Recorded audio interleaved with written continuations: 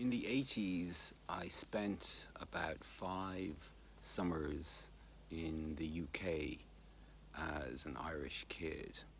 I didn't go with my parents. They sent me to stay. The first time was with a dear friend of my mother's who she claims is a cousin, but I don't know how far much of a cousin she actually is. But anyway, lovely lady, and she had 2 daughters. They were a few years older than me at the time, and I stayed in her house. It was a very small little house. It was the first time I'd ever come across a modern terraced house in a UK city, and it was great. There was a little garden at the back. It was perfect, lovely, lovely, and she still lives there today. And when I was there in that city, just around the corner was a joke shop which sold lots of magic tricks, and I loved those magic tricks that they sold. And also was a radio station around the corner, a local radio station where my cousin, one of the girls, brought me around one time to meet the DJ and see him live on air and stuff. That was cool. It was the first time I saw a broadcast happening in a studio. And we saw Police Academy. It came to the cinemas while I was there. And we saw Police Academy, so that should give an idea of the year. Then, subsequent years, I went to London every year. I stayed in different parts of London with my brother, who was in university there. The first year, I would have stayed in Balham in South London. The next year, I would have stayed in Clapham, further north, still South London. Maybe I'm wrong on that. And the last year I spent in London, I lived at Waterloo, which is an area that only millionaires or people on social welfare live in, one or the other. And my brother's boyfriend had a girlfriend, and she had a flat. It nestled bang in the middle of London. It was just a fantastic location. And there was a girl, it was on the top floor of the building, which was maybe 6 stories high, maybe 7. And there was this cute girl that lived in another flat just across and around the balcony.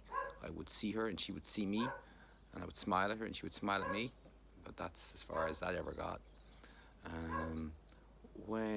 Let me just close this door because my dog is barking, as you can hear, and is it annoying? Maybe I'll just let him bark. I'll let him bark. That's what dogs do, right?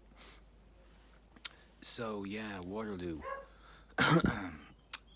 The lady in Waterloo, whose flat it was, she had just broken up with an ex-boyfriend who was a heroin junkie, and there goes the story that he tried to jump out the window in the back of the flat one time and he had to be pulled in by his legs.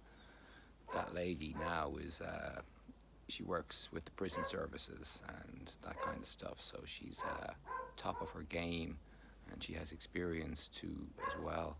She had a kid, and that kid for that summer was away with her. She had taken the kid to Scotland for a holiday, for their summer holiday. So I had my summer holiday staying in their flat in London. I spent a lot of time hanging out in Waterloo Station, which was literally just 100 meters from where I was living, very close. And that was a very, very busy place, and a lot of dogs barking, but no, there weren't dogs barking, a lot of hustle and bustle. And I liked to people watch. I liked to look at the people. And there was a W.H. Smith's stationery store in the train station, huge train station. And I would sit on the ground outside and just sit there, passing time when I wasn't getting on or off a tube going into London City. which was really only a walk away. And I'm not sure if I did use tubes much even while I stayed in Waterloo. Certainly, the previous years when I lived in Clapham and Balham, I was using the tube to get into the city. Somebody told me once that London is such a big city, you'll never see the same person twice. Wrong. One morning, probably in Clapham, at the tube station, I saw this extravagantly dressed African lady. She was really extravagant and she really brought my attention to her. And then, many hours, half a day later, somewhere in London city centre, I walked by the same lady again and I smiled at her this time and she smiled back at me because she recognized me too. So you can see the same person twice in one day in a big city. It happens, maybe rare, but it happens. That's, what is the dog barking at now, particularly agitated? It's probably a postman. It's probably the postman moving from house to house. Yeah. Anyway, Waterloo was cool. It was the last year of my, well, let me tell you other things first that I saw in London when I was there. Oh yeah, I used to walk to Hamley's toy store quite regularly. I used to go to all of the stores in Covent Garden. Covent Garden was brilliant back then in the 80s. Really cool shops. And apparently it's not like that anymore. I don't know. I haven't been there in a long time. But I used to walk the streets of Covent Garden. I'd walk the streets. I'd go to Hamley's. Just to look around all the floors of the store. Bo, come here. And one day I was walking along the street coming up to Hamley's, and a big, long, black limousine pulled up to the curb. And I thought, ooh. And then the back door of the limousine opened, and out came a black booted foot, followed by black leather legs, very long legs, and finally followed by a big, bushy head of black hair. And who was it? They were going into Hamley's as well. It was Brian May of Queen. Yup, it was him, coming down in his limo to Hamley's to get something. Good for him. That was real cool. That was really cool seeing him. And he had the look. Oh yeah, he was a rock star, for sure, for sure. Other interesting things happened to me. One year, it was probably the year I was staying in Balham. No, it would have been Clapham, because we used to go to Clapham Common a lot, just for walking. And I got an aerobie, which is like a flying disc thing. And we used to play with my brother. I used to play with the aerobie a lot in that park. It was powerful thing. It would go so high and so fast. It was great. So long. There was a visit I made to the Trocadero Centre in London, and I saw the most fantastic thing, which was a sheet of glass in the centre of the room that you could walk around, thick glass, and on it was a hologram of Louis Armstrong and his trombone, right? Like this. And when you walk by the hologram, Louis moved. So this was astounding to me, and I thought these things are going to be everywhere in the future, but they're not. I haven't seen one since, so there you go. I guess they're good as gifts maybe, but certainly in common life, these things are not as common as I thought they might be one day. Maybe they're very expensive to produce. I don't know. Can't be really, can they? Another year, it was when we were living in Balham. The Balham place was kind of crummy. And one of his flatmates, who I think maybe was away for the summer or else they had just moved out too, had been in the band Tapau, T-P-A-U. And they were a popular band at the time. They were a pop band. And so that was kind of cool. The year I was living in Waterloo, I became fascinated with the toy guns and how realistic the replicas were that I could just buy in a toy shop there. So I bought quite a few toy guns. And one day I had just bought a Beretta handgun, and I was on my way home, I guess, and I was back in Waterloo Station, and I was sitting outside W.H. Smith's on the ground. Other people would sometimes sit along too, travellers, Um, and this day there was a guy sitting about 5 meters away from me, not too far. Um, you could toss him a banana, that close.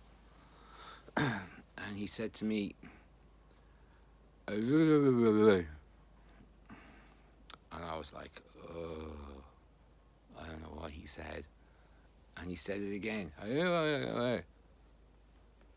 I was sitting there, I was admiring my Beretta, and I just looked at him, I said, yeah, sure.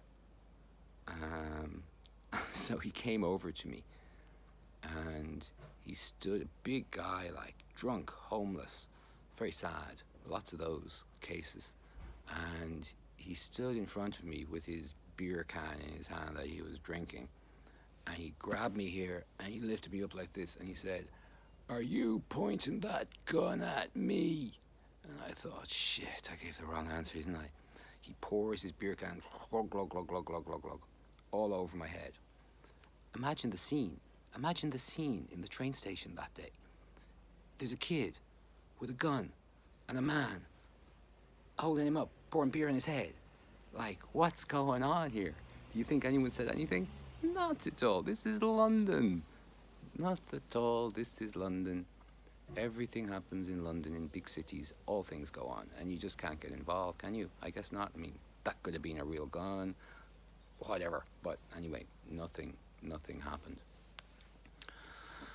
I had to go to the hospital when I was there to have my stitches removed from this finger, which got 16 stitches in it, and it was still all bandaged up when I was in London that time.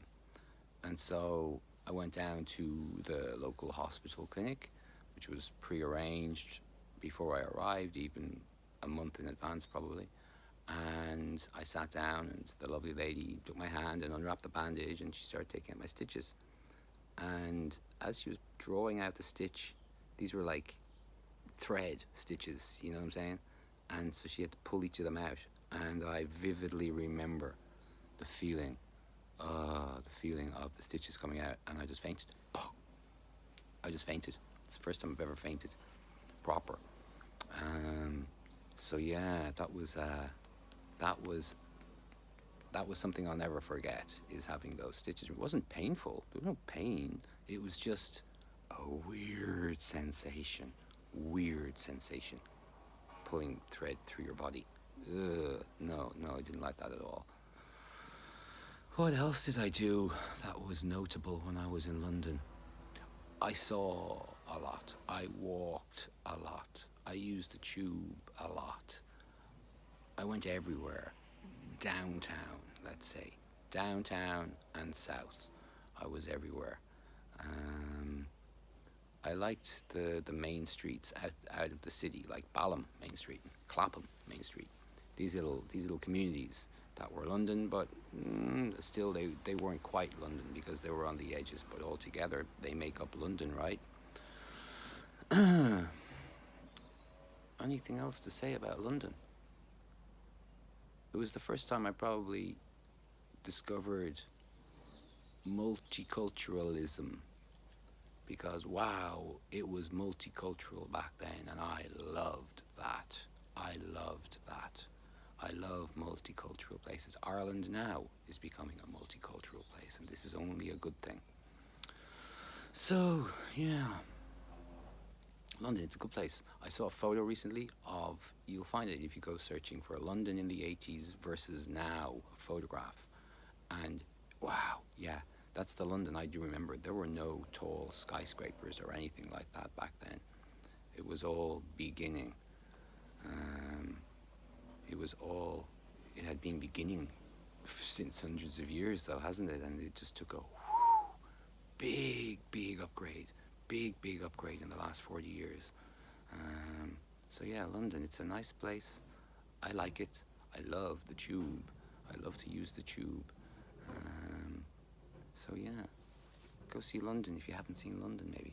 It's a great place. It's a cool place. It's calm and it's wild.